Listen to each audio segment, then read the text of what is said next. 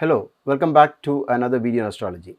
In this video, I'll be talking to you about the effects of Jupiter if it happens to be in the second house. I'll be referring to the classical book Bhrigu Sutra. You know that Sage Bhrigu is the author of this book, but the book that we refer to is translated by Dr. G.S. Kapoor. When you read books that describe the effects of various planets in different houses, you often get sometimes different views, contradictions. So I'll be first describing to you why the differences. So let's start with Aries ascendant, and so let's bring in Jupiter into the second house. This is an example of Jupiter in the second house. You know that Jupiter is occupying the house of its enemy, Venus. You may refer to the friends and enemies of planets. This is the standard table. So from this you will understand that Jupiter has Mercury and Venus as its enemies, and the friends are Sun, Moon and Mars, and neutral is Saturn. So this Jupiter is not so happy to be here. During situations like this, you can always say, probably use the idea Karko Bhavanashya, which means that this Jupiter is going to play a negative role instead of giving the positive results of Jupiter being in the second house. So let's try another situation. This is Taurus ascendant with Jupiter in Gemini, which is the second house. So the same logic holds here. Jupiter is in Mercury's sign, and Mercury happens to be its enemy, as seen in the slide here. You can see that, and the Karko Bhavanashya might apply here. So here Jupiter is not so happy to be in the second house, and it may affect the income of the person. So this is another situation, Gemini ascendant and Jupiter in exaltation. Wow, this is indeed a very good combination. In fact, Jupiter gets larger than you think it is. So you can look at it like this. Jupiter is too big here. So whatever positive effects of Jupiter you should expect from being in the second house will fully be realized by this person. So let's try the next ascendant. Ascendant Cancer and Jupiter in the sign of Leo, where you know that the Sun lords over Leo, and so Jupiter is quite happy to be in his friend's house. And whenever you read such situations, you also have to think of other possibilities. For example, here Maharishi Parashar has already said that Jupiter is a functional benefic for Karkataka Lagna in spite of being the sixth lord. The reason being that Jupiter owns the ninth house. So the ninth house is very positive. So this is a very big house, the ninth house. So it tends to forget the sixth house results. So this Jupiter is very good. You can read it as the lord of the ninth house of Bhagya, occupying the house number 2, which is income. So Bhagya and income gets connected, and therefore you should be getting the more of the good side of Jupiter than the negative side of Jupiter being in the second house. So this is another situation. I don't have to explain this to you, because you know that Jupiter is in the sign of Virgo, Mercury, and Jupiter and Mercury, Jupiter does not like Mercury because Jupiter treats Mercury as its enemy. So you might get more of the negative side of this combination, especially so because here Jupiter is the 8th lord in the second house. The 8th lord in the second, the Maharishi wants that there could be a one-time huge loss of wealth. So this kind of people should be very careful with their investments, especially in share market, the stock market, where gambling like activities they should definitely avoid, because of the fact that the 8th actually means sudden, and second house is income, and therefore sudden loss of wealth is possible for such people. And you use common sense, because where can you have sudden loss of wealth? In extraordinary high risk business, gambling like activities, speculative ventures, etc. Let's do another example. So Jupiter in the second once again, but this time Jupiter is in the sign of Libra, and Libra is owned by Venus, and Jupiter says, I don't like this place. This is another situation where ascendant is Libra and Jupiter is in Scorpio, and Jupiter is happy to be here because Jupiter says I am in my friend's house, which you can see here. Jupiter is friendly to Mars, and apart from that, Jupiter happens to be the sixth lord in the second house. So this kind of people will have lots of income. In case this happens in your horoscope, then you will have lots of income from foreign countries by going abroad. This is a very favorable situation with Scorpio Ascendant and Jupiter in Jupiter in Sagittarius. Jupiter says, I am in my own house, I am very happy to be here. So you'll have to read it as second lord in the second house, and second lord in the second is very good for wealth creation. And apart from that, you also know it is the lord of the fifth, a Trikona, a Lakshmi Sthanadipati, occupying the house of again income. So this is indeed a very good combination, and this is not just own house status. Jupiter is in its Mula Trikona. This is, though it's not as good as an exalted Jupiter, it's very close to that. Then we have another situation here, Sagittarius Ascendant Dhanur Lagna with Jupiter in debilitation. So when planets are debilitated, it gets small, like this. Of course, there are compensations for this. It could there might be, maybe in Shadbala it is very strong, maybe in Navamsha it is exalted. So there are several ways this Jupiter can get better. So do not jump to conclusion that it is extremely bad. But in case Jupiter does not gain strength from some other angle, for some other reason, and let's say Jupiter is further afflicted by bad planets or spoilers like Rahu, etc. All this will tend to add on to the problems of Jupiter being in the second house. So this is another situation, Makara Lagna, Capricorn Ascendant, and Jupiter is in the sign of Saturn. Though from the table here, you may find that Jupiter does not consider Saturn as its enemy. It is considered neutral, surprisingly. In spite of that, by referring to a rule stated by Maharishi Parashara, that the conjunctions of Jupiter and Saturn does not produce Raja Yoga for an Aries ascendant person, in spite of being a Kendra Adhipati and a Trikona Adhipati. Rules like this remind us that Jupiter is not very happy to be in the sign of Saturn. But in comparison, this is a lot better than the previous one, where Jupiter is not only in the sign of Saturn but also happened to be debilitated. This is the last variation. So with Aquarius Ascendant and Jupiter being in the second once again. But this Jupiter is quite happy because Jupiter is in the sign of rejuvenation. And Jupiter is happy to be here because Jupiter is in its own sign. And people having this kind of Jupiter normally have double income, because you know that Jupiter is a Karaka for wealth, and Jupiter occupies Pisces, and Pisces is a double bodied sign because there are basically two fish as a symbol. So now what we have actually done is we have taken you through the various combinations, the various possibilities, but this is just the beginning.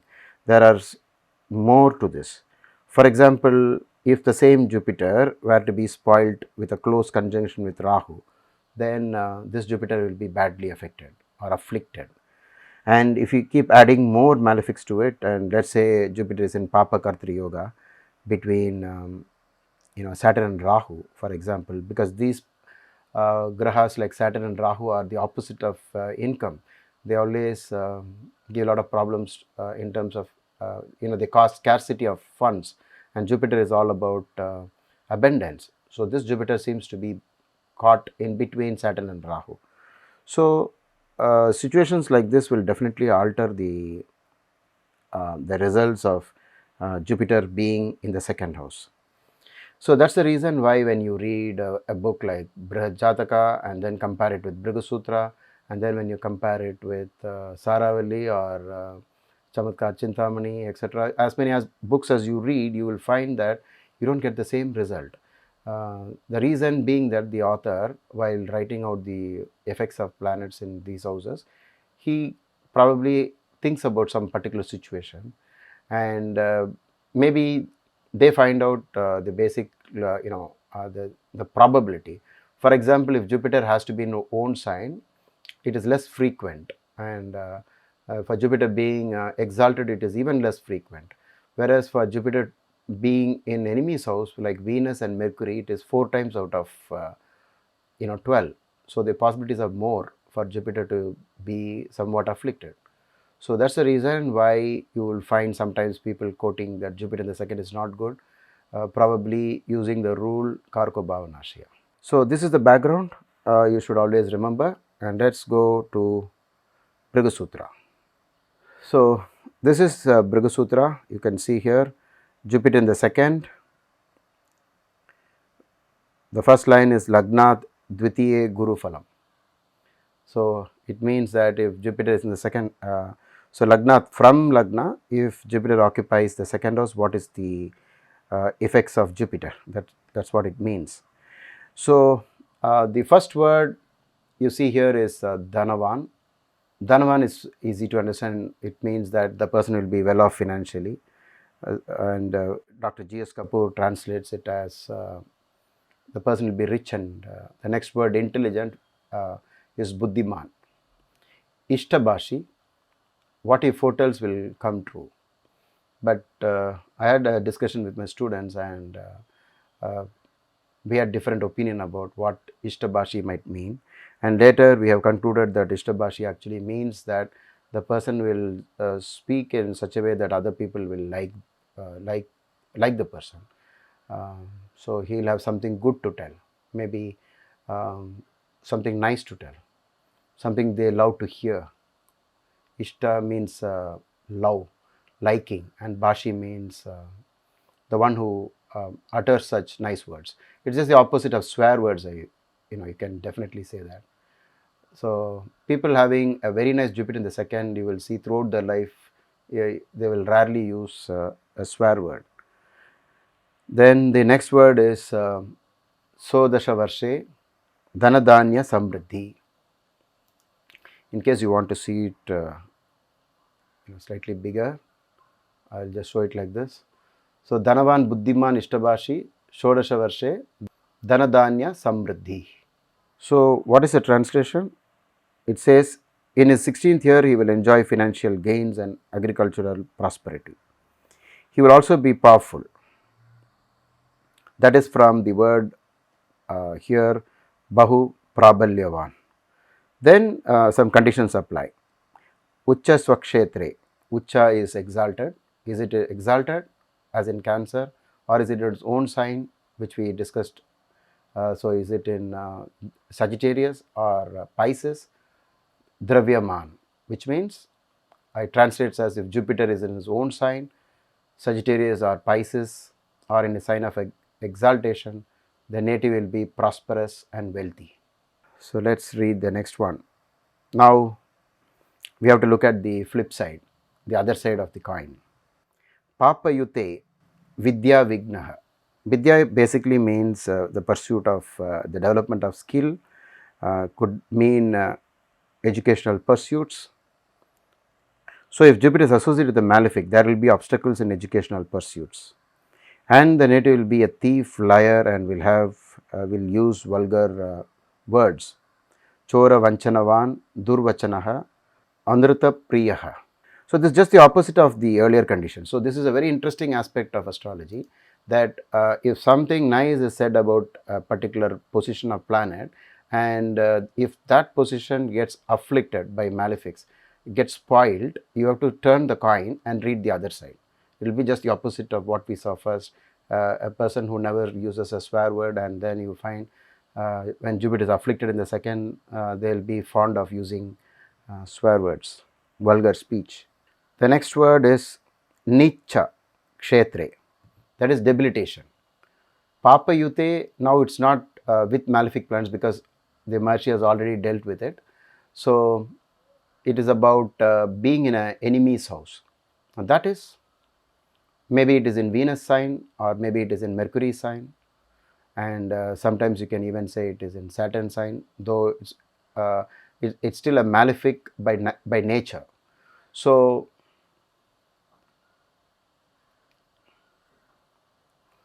which of this should be considered more seriously? Natural malefics or a relationship between the planet has to be considered?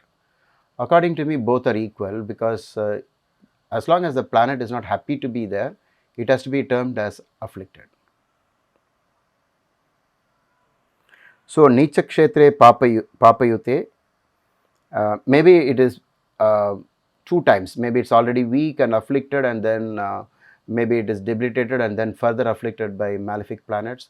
Then the quantum of dosha increases, the quantum of blemish on Jupiter increases, which kind of spoils it. The person has more of the bad habits, madhyapani, brashtaha.